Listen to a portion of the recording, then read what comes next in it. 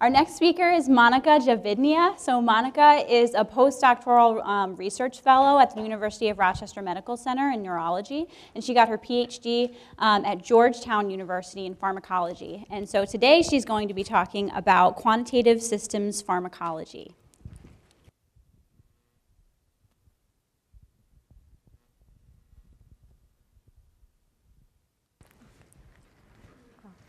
Sound coming out all right? Great.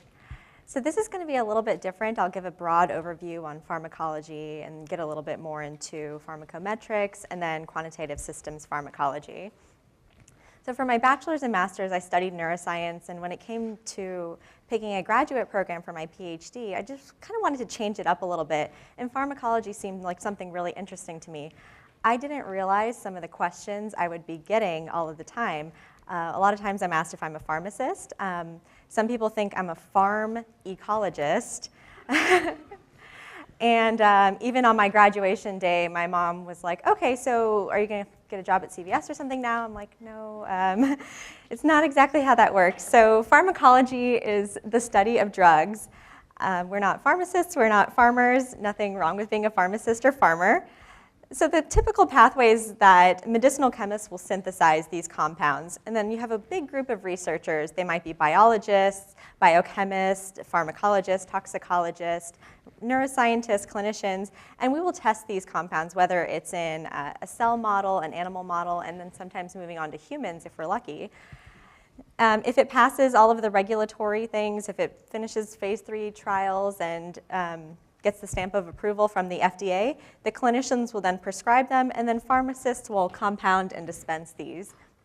So pharmacists can be pharmacologists, but pharmacologists cannot be pharmacists. So just a little background on that. I'm sure I will hear that question for the rest of my life. So in drug testing, unfortunately, sometimes we do have to test in animals, and we try to follow these 3 R's. These are replacement, avoiding, or replacing. My mistake on that little misspelling. So avoiding or trying to replace the use of animals.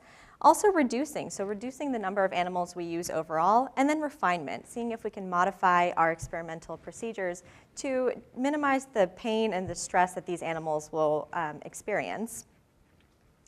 Pharmacometrics is actually a great way of trying to address those 3 R's of. So we, in pharmacometrics, will apply math to understand and predict a drug's actions. And usually in pharmacometrics, we use 2 words for this. Modeling, which is developing these mathematical representations of these processes, of these systems. And then simulation, using that model to calculate what would happen. So simulation is kind of like flipping a coin a bunch of times. And the more you flip the coin, the more accurately you'll be able to understand what's happening. In pharmacometrics and in more mathematical pharmacological approaches, there are lots of different words that are used, so systems biology, physiologically based pharmacokinetics, quantitative systems pharmacology, POP-PK, meta-analysis, and these all have their place throughout the spectrum of research and development. So I remember when I was taking my first biology classes, we kind of learned about science this way. There's your phospholipid bilayer, you have this 7-transmembrane receptor maybe, the ligand hits it, in this case let's say it's dopamine, and then you have these actions, the signal transduction. So in this case, let's say adenylyl cyclase goes up, cyclic AMP goes up, and then you have increases in protein kinase A, and these might do some downstream effects. We also learned that cells will interact with each other. This cell will maybe present an antigen or something to another cell, and then it gets stimulated. But this is more what it actually looks like, and this is actually maybe like 2 or 3 receptors, and you have all these really complex pathways. I remember my first time going to a conference, there was the cell signaling booth, and they had these puzzles, and I was like, oh, heck yeah, free puzzle. And I look at it, and I was like, what is happening? And I felt so confused and so overwhelmed, and I told myself, whatever type of science that is, I don't want any part of it. I don't know if I can remember all of these things, and it was just really overwhelming. So this is not even multiple cells. This is like part of one cell and all these complex processes. And I looked really closely and thought, Okay, but that's the opposite of that. So how is this same receptor doing different things, and one is saying to survive and one is saying to kill the cell? And I had no idea what was going on. Yeah. And then you have to think that we have over 30 trillion cells. I'm sure that number is going to go up substantially with all the microbiome research that's going on. We have multiple organs and organ systems, and we have thousands of genes. And then we have to consider what happens when we get sick. So if someone has diabetes, their body's going to look very different than someone who has Alzheimer's disease or has some other condition. So if you have a leaky blood-brain barrier, for example, now we have to consider that cells that can normally not enter the brain are now able to come in, and that's going to change the system overall. When we grow up, so we're not the same people we were when we were 3 years old, we're not the same people we're going to be when we're 80 years old. Metabolism changes, how our bodies process drugs and how drugs affect our body will have big differences depending on age.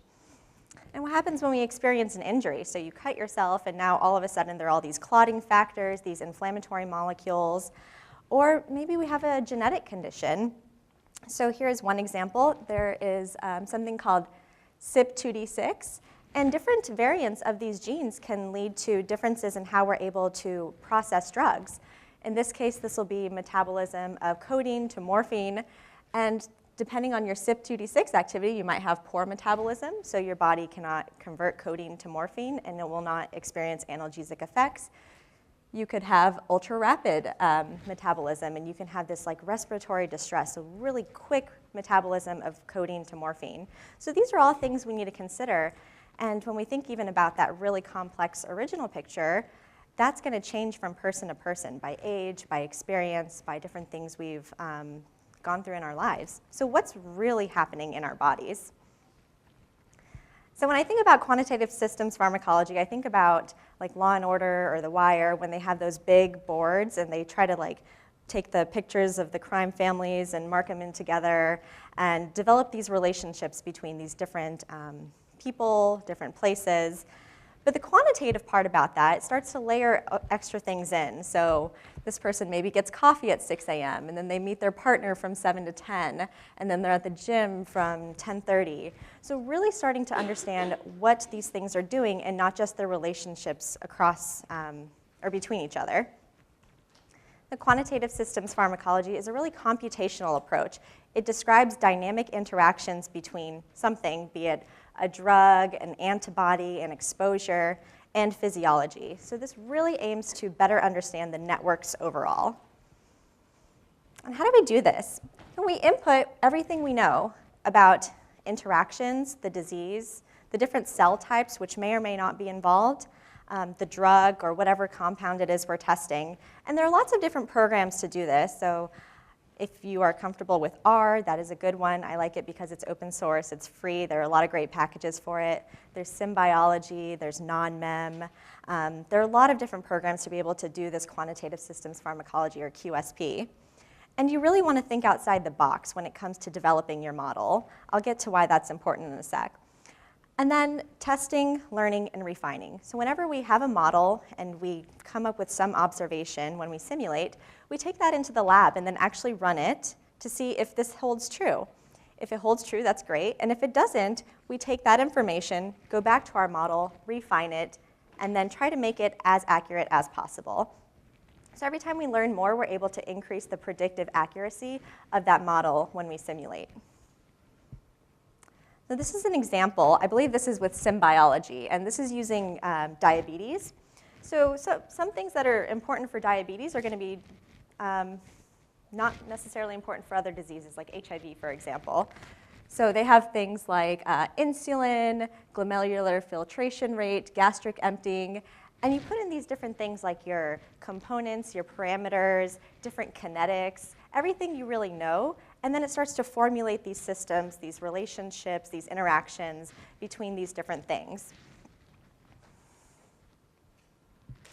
So what can you use this for? It can be used for drug or target identification. It can also help to determine the safety or efficacy of a drug. We can potentially use it to optimize the dose, and really ultimately maybe get toward precision medicine, getting the right drug, the right dose at the right time to the right patient. So they're potentially not experiencing side effects, not having to change drugs a bunch of times, not having to change dosing regimens a bunch of times to see what's going to work best for them. One good example of this is Alzheimer's disease. In Alzheimer's disease, everyone familiar with plaques and tangles?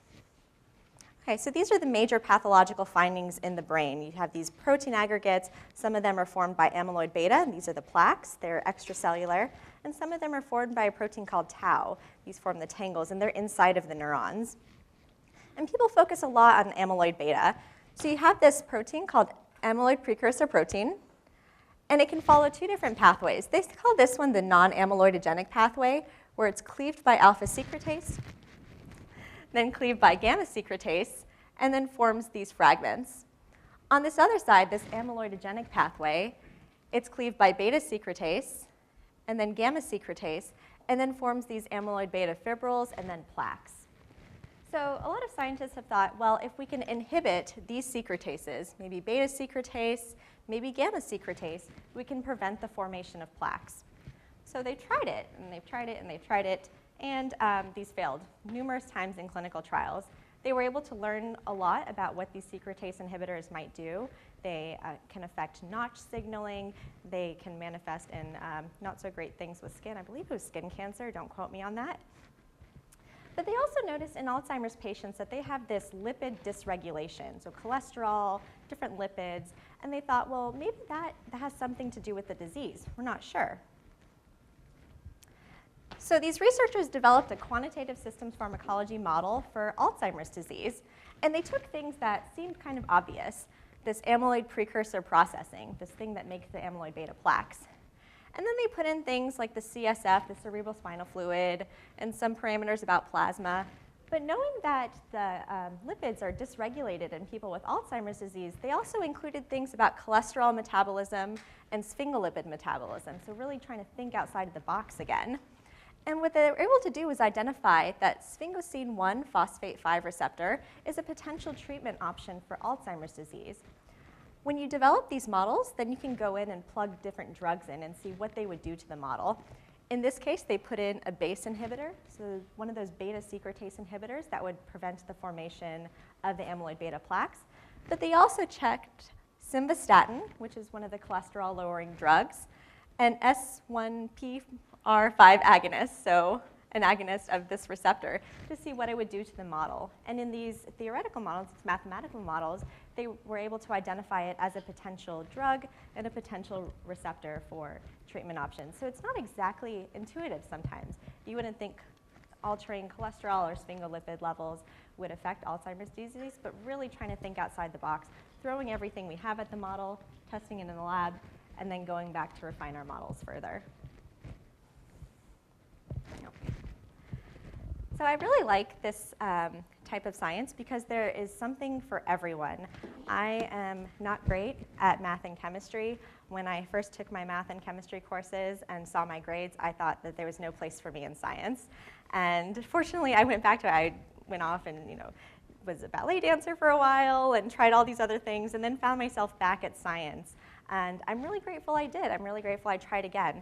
Quantitative systems pharmacology really has something for everyone, and it really is great about team science. So you have the chemists, you have the mathematicians, you have the physicists come in, biologists, physiologists, the patients too. The patients are so important in this process, and of course the clinicians as well. So we'll be on these group calls sometimes, and they'll talk about the mathematical portions of the model, and I try to keep up as much as possible. But when it comes to pharmacology, biology, neuroscience, other things, that's really when I can kind of jump in and give my expertise too. So we can develop the most accurate model possible, and then see if that can lead to clinical developments for the patients. So thank you so much.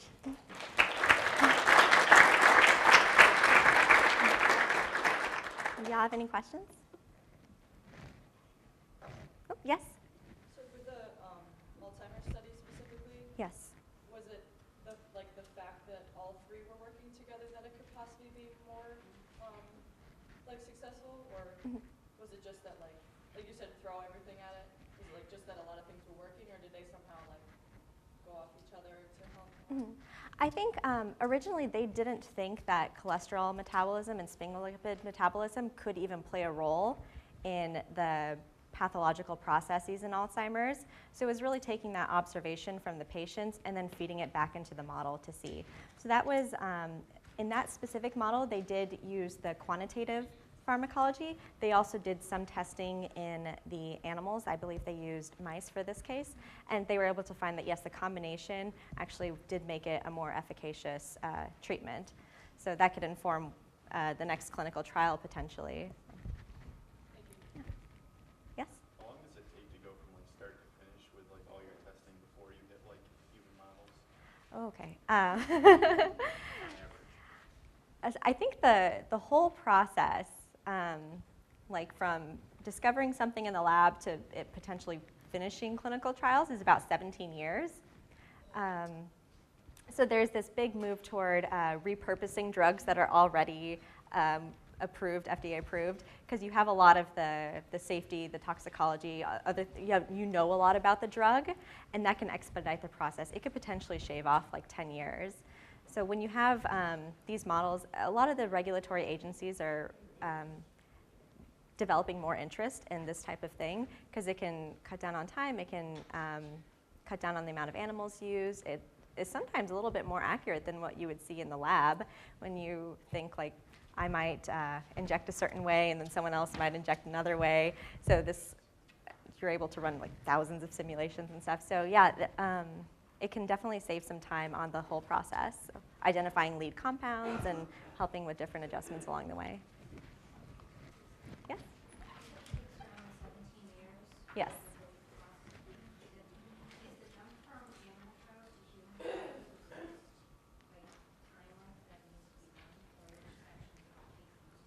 That's a great question. I think they all take a long time. I think a lot of that is also field dependent. So sometimes with the neurological drugs, you want to have your trial long enough to be able to detect an effect. So if I'm studying Alzheimer's disease or Parkinson's disease, that trial might need to be 1 or 2 years long. And you need a phase 1 trial and a phase 2 trial and a phase 3 trial. So that can end up taking 5 to 10 years. But yeah, I think a lot of that is going to be disease dependent. So if it's taking a long time to find a compound that's going to target this really obscure receptor specifically and not hit a bunch of other receptors, then that might be where the lag is. But I'm finding a lot of it to be more on the clinical side.